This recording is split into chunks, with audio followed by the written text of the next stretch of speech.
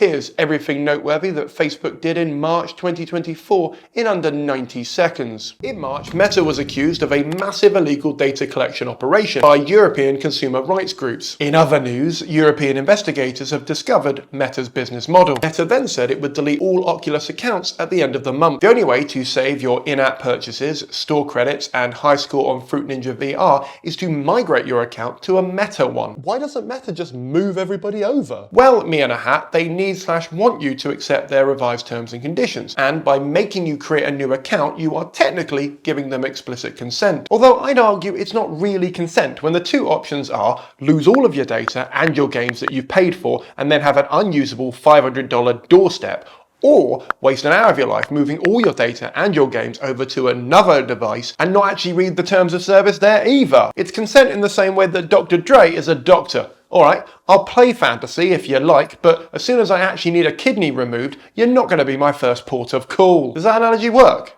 I don't think it works. Before I do the last story, if you're enjoying this video, you might enjoy the full-length video, which you can find on my YouTube channel, which summarises more than 200 articles of horrific things Zuckerberg and his whole family of apps, that's Facebook, Instagram, Meta, Oculus, WhatsApp, and Messenger, all did this year. If you want to watch it, it's on my YouTube channel, which you can find linked in my bio. Then, the United States House of Representatives voted in favour of a bill to ban TikTok, citing their worries that American data could end up in the hands of the CCP, and there's misinformation circulating on the app. So Meta said, hold my beer, and announced it would be killing off its misinformation tool in August, just in time for the UK and US elections, so that'll be fun for us. But don't worry, because the lawmakers, who incidentally have a ton of shares in Meta, will probably make them reverse this, maybe. Then Trump U-turned faster than my 15-year-old self playing GTA 2 by saying the TikTok ban would empower Meta and called Facebook the enemy of the people after meeting with TikTok investors. I didn't have half agree with the Donald on my 2024 bingo card, and yet